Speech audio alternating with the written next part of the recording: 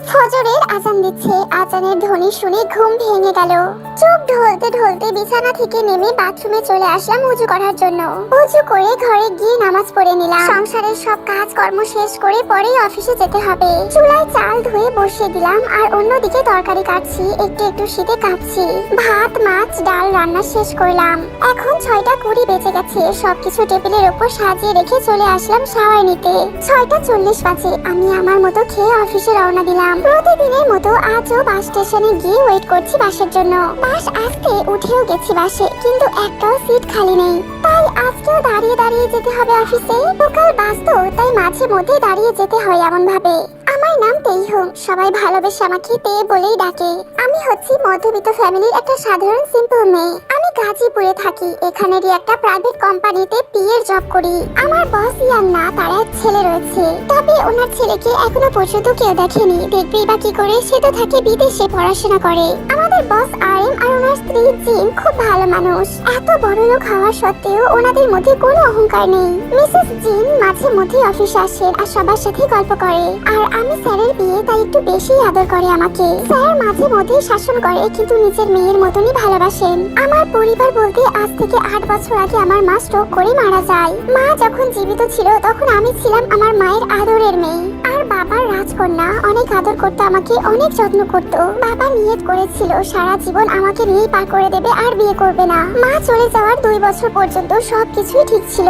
আমরা ধীরে ধীরে নিজেদের মতো খুশি ছিলাম। বাবা আমার আগের থেকে তখন আরো বেশি যত্ন নিত। 2 বছর পর বাবা যখনই বাহিরে যেত, মানুষ অনেক কথা বলতো। তোর বয়সই বা কত, সারা জীবন পড়ে আছে একা, এভাবে কিভাবে থাকবি? একটা মেয়ে আছে, তারও তো মায়ের ভালোবাসা পেতে ইচ্ছা করে। আর একটা বিয়ে করে নে। তোর নিজের জন্য নাই বা হলো, তেইহুনের জন্য ভেবে অন্তত বিয়েটা কর। লাগাতার এইসব কথা শুনতে শুনতে বাবা একদিন সত্যি বিয়ে করে নিয়ে আসলেন। তেইহুন মা, এই দেখো তোমার নতুন মা। আমিও তাকে আপন করে নিয়েছিলাম। শুরু সে অনেক ভালো ছিল। তারপরে তার আসল চেহারা দেখতে পেলাম। আব্বু তাকে কিছু বলতে পারতো না। আমি অনেক ছোট ছিলাম, তাই অনেক অজান্তেই ভুল করে ফেলতাম। আর তার শাস্তি স্বরূপ সৎ মা আমাকে অনেক মারতো। আমাকে ঠিক মতো খেতেও দিত না। তার জন্য আমি অনেক শুকিয়ে যাচ্ছিলাম। আমার শুকিয়ে যাওয়ার কারণ বাবা জিজ্ঞাসা করলে সৎ মা বলতেন অনেক হাজারো বাহানা। বাবা বুঝেও চুপ করে থাকতো, কারণ কিছু বললেই যে ঝগড়া হতো।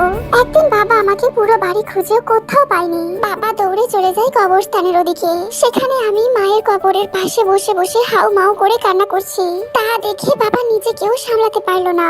দৌড়ে এসে আমাকে জড়িয়ে ধরেছিল। কি হয়েছে মা, এভাবে একা এখানে বসে কাঁদছিস কেন? বাবা আমার মাকে এনে দাও না। বাবা মা কেন চলে গেল আমাকে ছেড়ে? তে তোর গালে থাপ্পড়ের দাগ আর শরীরেও তো অনেক মারার দাগ। কে মেরেছে তোকে? তে চুপ করে আছিস কেন? তোর নতুন মা তোকে মেরেছে তাই না? আমি মাথা নেড়ে বাবাকে বোঝালাম হ্যাঁ। বাবা তখনই আমাকে কোলে করে নিয়ে গিয়ে মার সাথে অনেক ঝগড়া করলো। তারপর আমার ভালোর কথা ভেবে আমাকে গার্ল হোস্টেলে দিয়ে আসলো। মাঝে মাঝে বাড়ি আসলে সৎ মার ব্যবহার পছন্দ হতো না, তাই বাড়িতে আসাই বন্ধ করে দিয়েছিলাম। যত দিন যেতে থাকলো বাবাও যেন কেমন চেঞ্জ হয়ে যেতে লাগলো। আমার সেই আগের বাবা আর বাবা নেই। এখন সে সৎ মার স্বামী হয়ে গেছে। আমার সৎ মা আজ আমাকে পছন্দ করে না। তার নিজের কোনো সন্তান নেই, কারণ সে সন্তান একদম পছন্দ করে না। তার বাচ্চা হওয়াকে অনেক ঝামেলা মনে হয়। আজকে যে অফিসে আসার সময় সব কাজকর্ম সেরে রেখে আসতে হলো, সেটাও আমার সৎ মারই জন্য।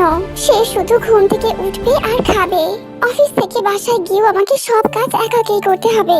আজও আমার মায়ের কথা খুব মনে পড়ে। মা থাকলে হয়তো আমার এই কষ্ট সহ্য করতেই পারতো না, কিন্তু না চাইতেও সব কিছুই করতে হয়, কারণ আমার কষ্ট বোঝার জন্য কেউ নেই যে এখন। অফিসে এসে আগে কফি নিয়ে যেতে হবে স্যারের জন্য। আসবো স্যার? হ্যাঁ এসো এসো, তোমার আবার পারমিশন নিতে হয় নাকি? স্যার আপনার কফিটা। রাখো, এখন আমি আসছি স্যার। সারাদিন এইভাবেই ছুটাছুটি করতে লাগলাম। মিটিং খুব ভালো করেই হয়। আজ বৃহস্পতিবার, তাই একটু তাড়াতাড়ি ছুটি হয়ে যাবে। এই আশাতেই বসে বসে কফি খাচ্ছি। তে তোকে স্যার এক্ষুনি রেখেছে। কি বলিস? তাড়াতাড়ি কফির মগ রেখে দিয়ে দৌড় দিলাম। আসবো স্যার? হ্যাঁ এসো। তে আমাদের বিকাল 3টার মধ্যে একটা মিটিং এর জন্য গাজীপুরের বাইরে যেতে হবে, তাই ফাইল নিয়ে রেডি থেকো। ওকে স্যার বলেই চলে আসলাম। লাঞ্চ টাইম, সবাই একসাথে বসে খাবার শেষ করে গল্প করছি। ঠিক 3টা বেজে 5 মিনিট। গাড়ি চলছে, আমিও বসে আছি, অপেক্ষা করছি কতক্ষণে পৌঁছাবো। কোথায় ভেবেছিলাম আজকে বাড়িতে তাড়াতাড়ি যাবো, রাতের কাজকর্ম শেষ করে তাড়াতাড়ি শুয়ে পড়বো, কিন্তু সেটা তো আর হলো না। রাত 8টা বেজে গেছে, কিন্তু এখনো মিটিং চলেই যাচ্ছে। বাড়িতে রাতে রান্না বান্না করা এখনো বাকি। রাত 10টা বাজে। স্যার ওনার ড্রাইভারকে বলে আমাকে ওনার গাড়ি দিয়ে বাড়িতে ড্রপ করে দিতে বলে। গাড়ি থেকে নেমে বাড়িতে ঢুকি। আমার কাছে এক্সট্রা চাবি ছিল, আর তাছাড়া হাজার ডাকলেও মা এসে দরজা খুলতো না। বাবার বয়স হয়ে গেছে, তেমন কাজকর্ম করতে পারে না। পুরো বাড়ির দায়িত্ব আমার কাঁধে। ওদিকে অফিসের দায়িত্ব আর এদিকে বাসার দায়িত্ব। স্যারের বাড়িতে গিয়েছিলাম, তারপর ম্যাডাম আর না খাইয়ে ছাড়েনি, খেয়েই আসলাম। তাছাড়া বাড়িতে এসে না খেয়ে থাকতে হতো। রাতে দেরি করে আসলে না খেয়ে থাকতে হয়। আগে অনেকবার হয়েছে মা শুধু নিজের জন্য আর আব্বুর জন্য কোনো রকম কিছু বানিয়ে খেয়ে নিয়ে শুয়ে পড়তো। আমার কপালে জোটে না আজও কিচেনে কিছু। নিজের জীবনের উপর একটা তাচ্ছিলের হাসি দিয়ে নিজের রুমে চলে আসলাম। পরের দিন সকালে অফিসে এসে স্যারের কেবিনে ঢুকি। স্যারের সাথে ম্যাডাম বসে কথা বলছে। দুজনেরই মুড অফ দেখেই বুঝতে পারছি যেভাবেই হোক আমার ছেলেকে আটকাও। কথাটা বলেই ম্যাডাম ওখান থেকে উঠে চলে গেলেন। মানে কি স্যারের ছেলে কি দেশে ফিরেছে? স্যারের সামনে একটা ফাইল নিয়ে অন্য টেবিলের সামনে আসলাম, আর স্যারের মেডিকেল নিয়ে এক গ্লাস পানি সহ ঔষধগুলো দিলাম। তেইহুম, তুমি আমার ছোট থেকে ছোট জিনিসের খুব সুন্দর করে খেয়াল রাখো। স্যার, একটা কথা জিজ্ঞাসা করবো? হ্যাঁ করো। ম্যাম এত রেগে আছেন কেন? আর বলো না, কাল রাতের ফ্লাইটে আমাদের ছেলে দেশে এসেছে, আর আজ সকালেই বলছে আগামী কালকের মধ্যেই ফিরে যাবে। এখন তোমার ম্যাডাম বলছে যেভাবেই হোক ছেলেকে আটকাতে, দরকার হলে যেন বিয়ে দিয়ে দিই, তবু যেন ছেলেকে যেতে না দিই। এখন তুমি বলো, বিয়েটা কি ছেলে খেলা আছে? বললেই দিয়ে দিলাম। আর তাছাড়া ভালো মেয়েও তো পেতে হবে। ম্যাম ওনার জায়গাতেই ঠিক আছেন, কারণ কোনো মাই চায় না তার সন্তান তার থেকে দূরে চলে যাক। আর স্যার, ভালো মেয়ে খুঁজলে অবশ্যই পাবেন। স্যার, আপনার কোনো আজকে মিটিং নেই, তাই আপনি চাইলে বাড়িতে গিয়ে রেস্ট নিতে পারেন। আর এদিকের জন্য তো আমি আছি, আমি সবকিছু সামলে নিব। আচ্ছা, তুমি সবকিছু একটু সামলে নাও, আমি বাড়িতে যাচ্ছি।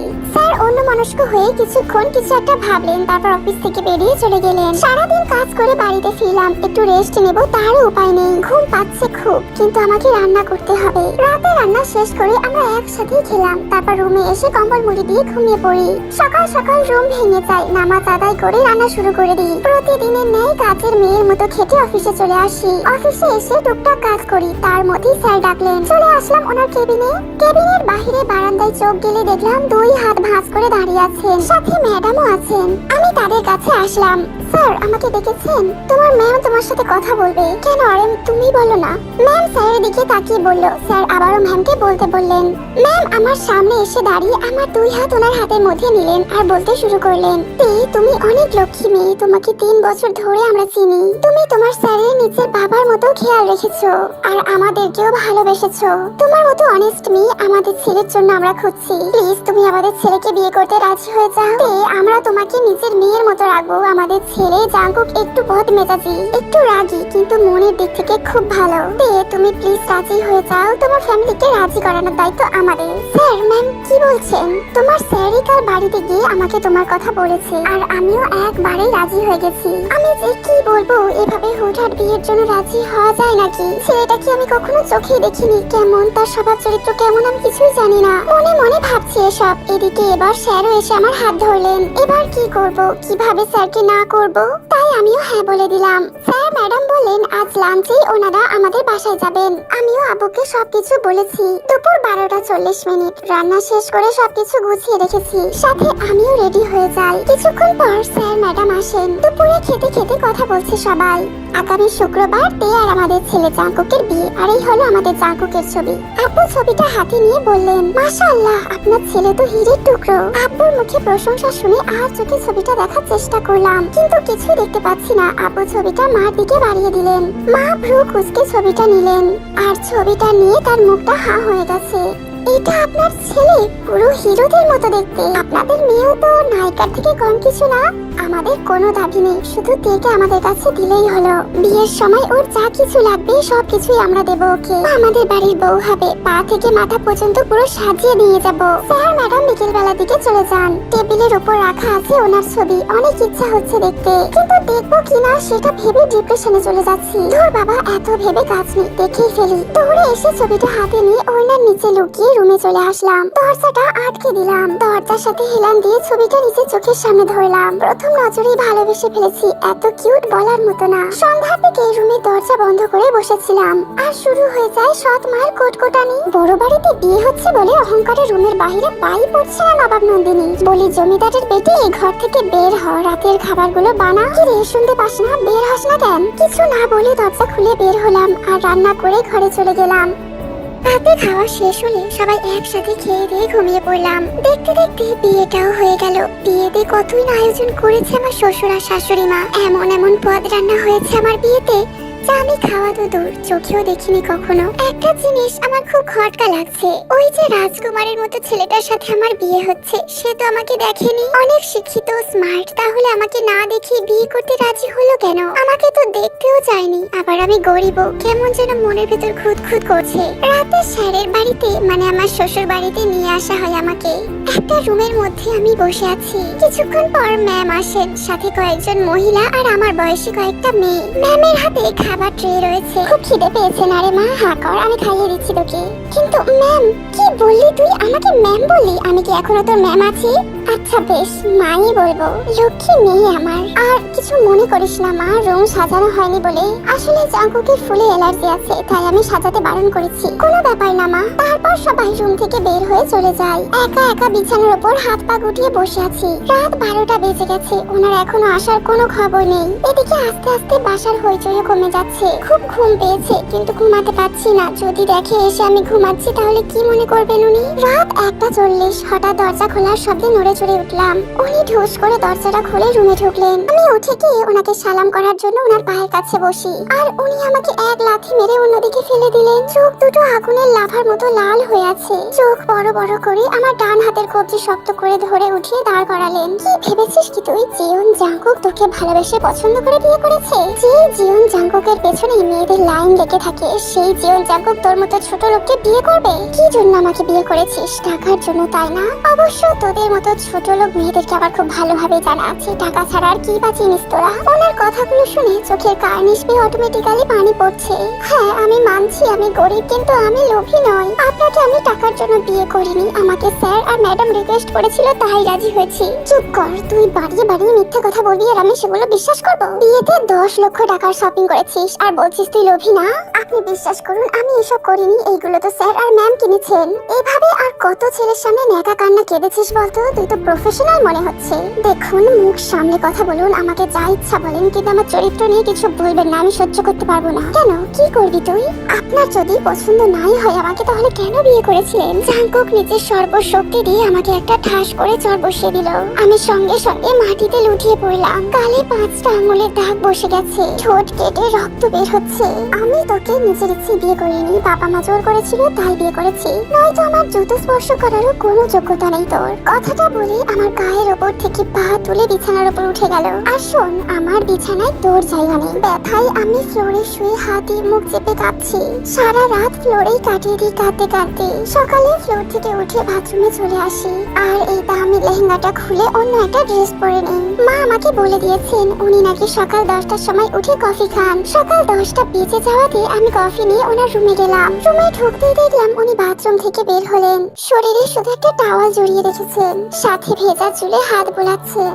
আপনার কফি? তোর সাহস দেখে তো আমি অবাক। কাল রাতে কি বলেছিলাম ভুলে গেছিস? বউ হওয়ার চেষ্টা করবি না, আমার থেকে দূরে থাকবি, আমার কোনো কাজে তুই হাত দিবি না, না হলে আমার খারাপ লোকটা তোকে আমি দেখেই ছাড়বো। বলেই আমার হাত ঝাড়া মেরে সামনের দিকে চলে যায়। হাত চেপে কাঁদতে থাকি, দৌড়ে বাথরুমে চলে আসি আর কল ছেড়ে হাত কলের নিচে ধরে রাখি। গরম কফিটা পুরোটাই আমার হাতের উপরে এসে পড়েছে, তাই খুব জ্বালা করছে। ওয়াশরুম থেকে বের হয়ে ওনাকে কোথাও দেখতে পেলাম না। এভাবেই চলতে থাকে অপমান আর ছোট করে কথা বলে আমাকে ইনসাল্ট করা যেন ওনার পেশা হয়ে গেছে। একদিন আমি ওনাকে রুমে কোথাও না দেখতে পেয়ে বেডের উপরে থাকা ওনার শার্টটা আলমারিতে রাখার জন্য আলমারির কাছে গেলাম। অমনি পেছন থেকে উনি আমার হাত ধরে নিজের কাছে টেনে নিলেন। নিজের দিকে ঘোরানো মাত্রই ঠাস করে একটা চর বসিয়ে দিলেন আমার গালে। তোকে বলেছি না আমার জিনিস থেকে দূরে থাকবি? তোর আমার আলমারিতে হাত দেওয়ার সাহস কি করে হয়? তুই বুঝিস না তোকে আমার সহ্য হয় না। কথাটা বলেই আমাকে সোফার উপর ধাক্কা মেরে ফেলে দিল। আমি রুম থেকে দৌড়ে বেরিয়ে আসি। আমাকে ছুটতে দেখে মা পেছন পেছন আমার কাছে আসেন। কি হয়েছে তোর, কাঁদছিস কেন তে? কিছু হয়নি মা, আমি না তোর মা, আমার দিকে তাকা। আমি ওনার দিকে ঘুরতেই উনি আমার গালে আঙুলের ছাপ দেখেন। জাঙ্কুক তোর গায়ে হাত তুলেছে রে। আমি এখনই ওকে জিজ্ঞাসা করছি কেন তোর গায়ে হাত তুলেছে। না মা প্লিজ, তুমি ওনাকে কিছু জিজ্ঞাসা করো না। মা বলো তো, আমি কি দেখতে এতটাই খারাপ? আমাকে উনি কেন সহ্য করতে পারেন না? কেন আমাকে দেখলেই রেগে যায়? আমি যে টাকার জন্য ওনাকে বিয়ে করিনি, আমি যে লোভী নয় মা। বিয়ের পরের দিনও তোর গালে আমি ছাপ দেখেছিলাম, সেদিন আমি তোকে জিজ্ঞাসা করেছিলাম, তুই বলেছিলি তোর অ্যালার্জি আছে মেকআপে, তাই এমন দাগ হয়েছে। তবে সেদিনও কি জাঙ্কুক তোকে? আমি কিছু না বলে শুধু মাথা নাড়িয়ে হ্যাঁ বোধহয় ইশারা করলাম। আমি ভাবতেও পারছি না আমার ছেলে আমার বৌমা কিভাবে টর্চার করেছে। মানে তোদের বিয়ের আজ 15 দিন হয়েছে, তোদের মধ্যে কিছুই হয়নি?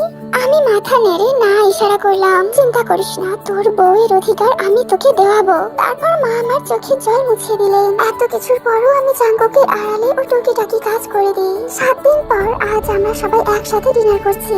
আমি দেখলাম কিচেনে মা একটা দুধের গ্লাসে কি যেন মিশালেন, তারপর সেটা এনে জাঙ্কুককে জোর করে খাইয়ে দিলেন। খাওয়া শেষে জাঙ্কুক এবং শ্বশুর মশাই ওনাদের রুমে চলে গেলেন। তখনই মা আমাকে হাত ধরে টেনে ওনার রুমে নিয়ে গেলেন। আমাকে ওনার একটা লাল রঙের শাড়ি পরিয়ে দিয়েছেন, সাথে ঠোঁটে লিপস্টিক আর চোখে কাজল দিয়ে দিয়েছেন। কেন যে মা এমন করছেন আমি কিছুই বুঝতে পারছি না। তারপর হাত ধরে টানতে টানতে আমাদের রুমের সামনে নিয়ে আসেন। ওদিকে জাঙ্কুকের মাথা ঘুরছে, সবকিছু দুটো দুটো দেখতে পাচ্ছে। যা রুমে যা। না মা প্লিজ, আমি আবারও থাপ্পড় খেতে চাই না। কথাটা বলতে বলতে মা আমাকে ধাক্কা দিয়ে রুমের মধ্যে ঢুকিয়ে দিলেন আর বাহির থেকে দরজা বন্ধ করে দিয়েছেন। এদিকে আমি সোজা গিয়ে পড়ি জাঙ্কুকের উপরে। আমি পড়ে যেতে নিলে জাঙ্কুক আমাকে ঘুরেই ধরে ফেলেন। জাঙ্কুক আমাকে টোটালি ফিল্মি স্টাইলে ধরে রেখেছে। তুমি খুব সুন্দরী, আমার দেখা সেরা নারী। চাইলেও তোমার থেকে দূরে থাকতে পারি না। চুম্বকের মতো কাছে টানো তুমি আমাকে। শত চেষ্টা করেছি তোমার থেকে দূরে থাকার, তারপরেও তোমার অনেস্টলি আর ইনোসেন্ট ফেস আমাকে বাধ্য করেছে তোমাকে ভালোবাসতে। জাঙ্কুকের কথাগুলো শুনে আমি আমার কানকে বিশ্বাসই করতে পারছি না। এদিকে জাঙ্কুকের কথা বলা শেষ হলে আমাকে দাঁড় করিয়ে নিজের ঠোঁটের সাথে আমার ঠোঁটকে মিশিয়ে নেন। তারপর আমাকে কোলে তুলে নিয়ে বিছানায় শুইয়ে দেয়। সারা রাত আমি জাঙ্কুকের বুকের উপর মাথা রেখে শুয়ে থাকি। পৃথিবীর শ্রেষ্ঠ ফিলিং সেটা, যা কাউকে বলে বোঝানো যাবে না। সকালে আমার থেকে আগে জাঙ্কুকের ঘুম ভেঙে যায়। আমি ওর বুকের উপর মাথা রেখে শুয়ে আছি দেখে অবাক হয় কিছুটা, সাথে নিজেকে ও আমাকে অর্ধ নগ্ন অবস্থায় দেখে আমাকে ধাক্কা দিয়ে ফ্লোরে ফেলে দেয়। আমি কম্বল নিয়ে নিচে পড়ে যাই। কি করেছো তুমি আমার সাথে রাতে? আমি কি করেছি? আপনি করেছেন যা করেছেন। আমি কিছুই করিনি। তুমি আমার ইজ্জত লুটে পুটে খেয়েছো। ইজ্জত? সেটা আবার লুটে পুটে খাওয়া যায় কিভাবে? আমার ইজ্জত খেয়ে এখন ন্যাকামি করছো? আমি কিছুই করিনি। আমি রুমে ঢুকতেই আপনি বললেন আপনি আমাকে ভালোবেসে ফেলেছেন, এইটা সেইটা কত কিছু বলেছিলেন আর আমার কাছে এসেছিলেন। আমি তোমাকে কিছুই বলিনি। কিছুই বলেননি না? টান দিয়ে খুলে ফেলবো নাকি টাওয়ালটা? এই না না, হঠাৎ করেই দরজা খুলে রুমে ঢুকে পড়লো একটা স্টাফ। সেটা দেখে আমি চিৎকার করে জাঙ্কুকের পেছনে লুকিয়ে পড়লাম। রুমে ঢোকার আগে পারমিশন নিতে হয়, সেইটুকু কমন সেন্স নেই নাকি তোমার? যাও বলছি এখান থেকে। স্টাফ আমতা আমতা করে রুমে দরজা চাপিয়ে দিয়ে চলে গেল।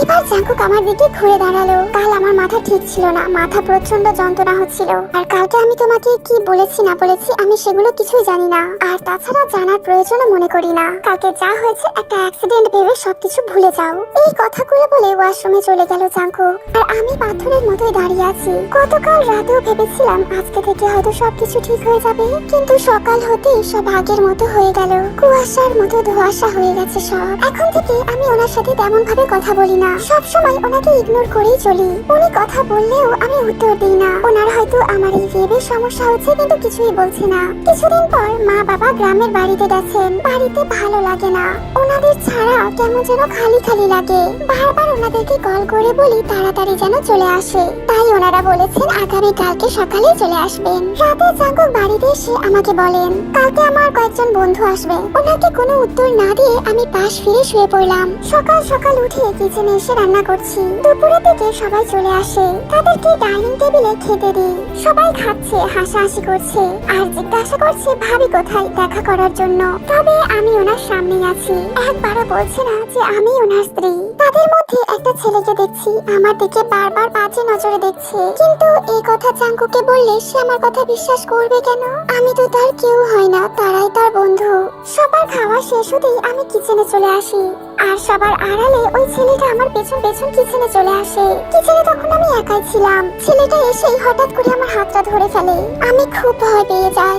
আমি তারই ব্যবহারে রেগে গিয়ে একটা চড় মারলাম। আমার সাথে জবরদস্তি করার চেষ্টা করছে। আমি চিৎকার করছি। আমার চিৎকার কেউ শুনতে পাচ্ছে না। ভেতরে সবাই বক্সে গান বাজাচ্ছে।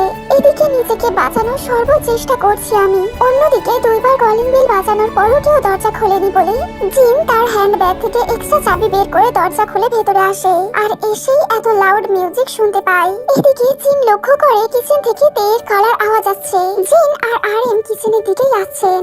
ওইদিকে ওই ছেলেটা তেয়ের জামাটা প্রায় টেনে ছিঁড়ে ফেলেছে। তে কাঁদছে আর নিজেকে বাঁচানোর চেষ্টা করছে। এই দৃশ্য দেখে আরএমের মাথায় রক্ত চড়ে যায়। উনি পেছন থেকে ছেলেটার ঘাড় ধরে নিজের দিকে ঘোরান আর ইচ্ছে মতো কিল ঘুষি মারতে শুরু করেন। তে দৌড়ে গিয়ে জিনের পেছনে লুকিয়ে পড়ে। জিন তার নিজের গায়ে পড়া ছিল যে চাদরটা সেটা তের গায়ে ঢেকে দিল।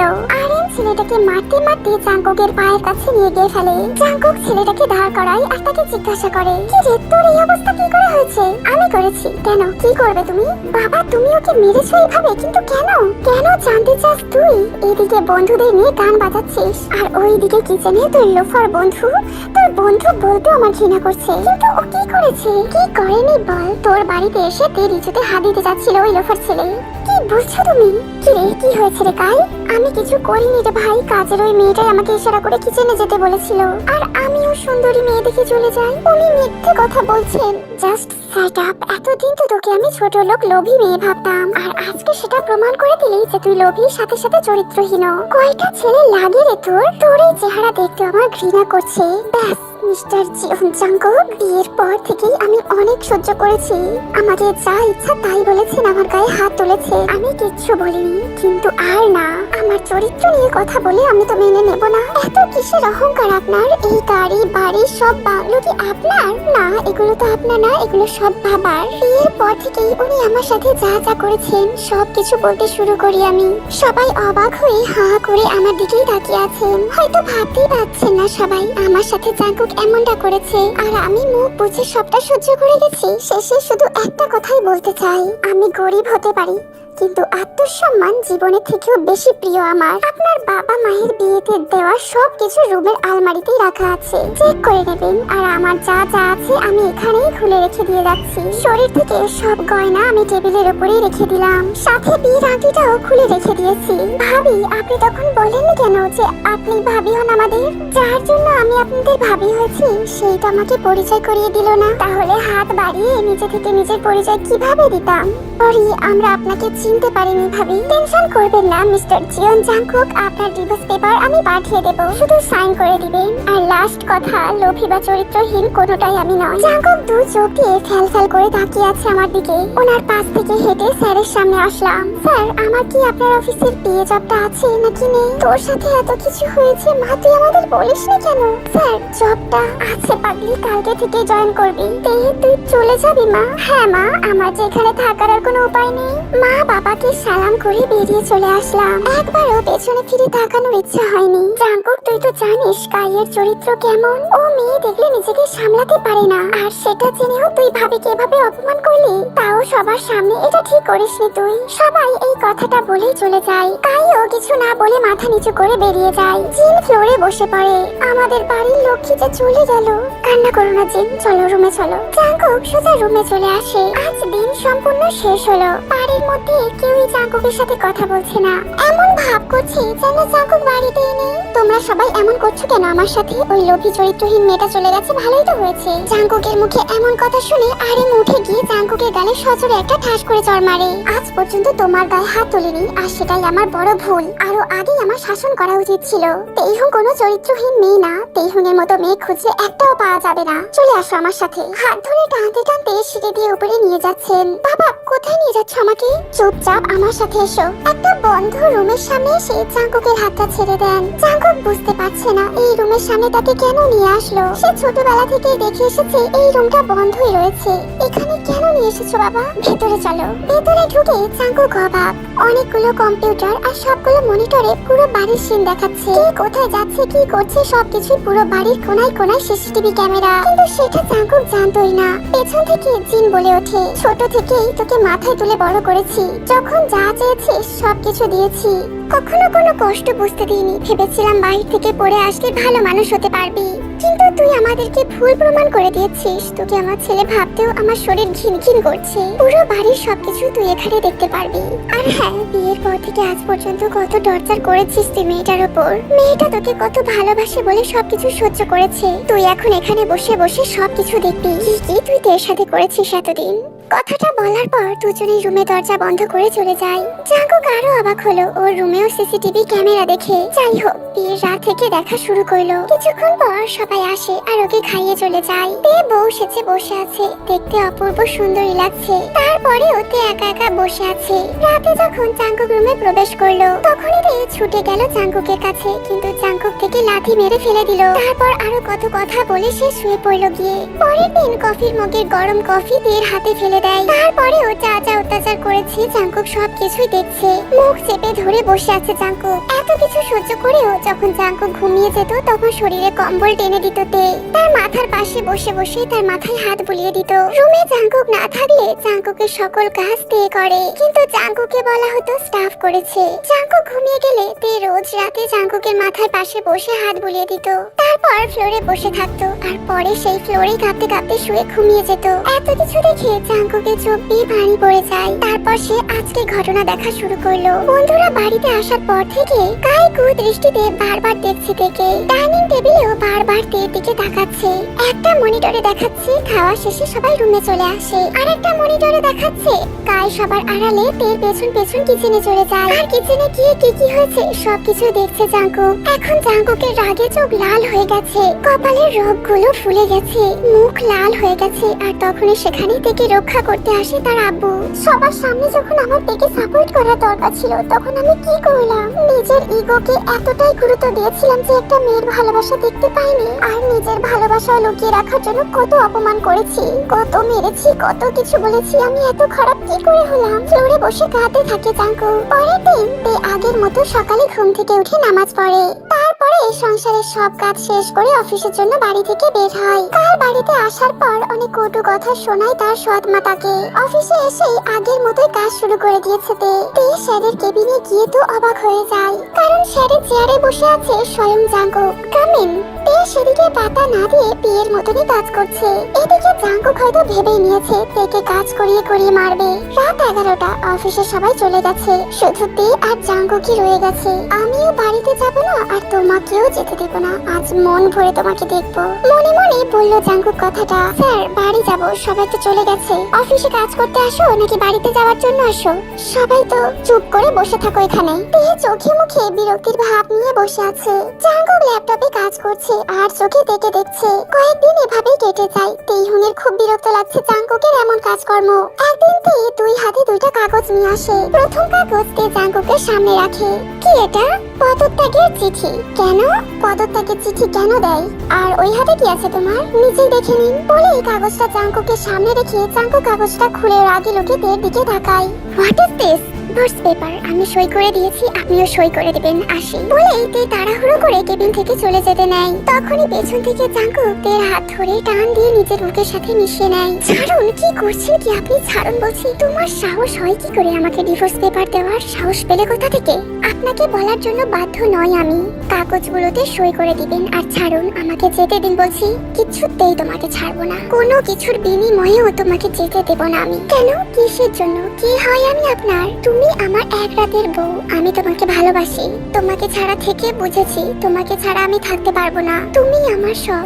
এক রাতের বউ, আমার সেদিনের ভুলের জন্য আমাকে মাফ করে দাও। তে প্লিজ আমার কাছে ফিরে আসো। পরীর মতো সাজিয়ে রাখবো আমার মনের রাজ্যে। তে জাঙ্কুকের কথা শুনে কেঁদে দিল। দরজার সামনে দাঁড়িয়ে আছে আরএম আর জিন। তারা চোখ দিয়ে ইশারা করলো জাঙ্কুকে মাফ করে দিতে। তে জাঙ্কুকে জড়িয়ে ধরতে সবাই হেসে দিল। জাঙ্কুকও তেকে শক্ত করে জড়িয়ে ধরেছে। আমার এক রাতের বউ তুমি, কথাটা বলে জাঙ্কুকের কপালে ভালোবাসা এঁকে দেয়। তে লজ্জা পেয়ে জাঙ্কুকের বুকের মধ্যে মুখটা লুকিয়ে ফেলে।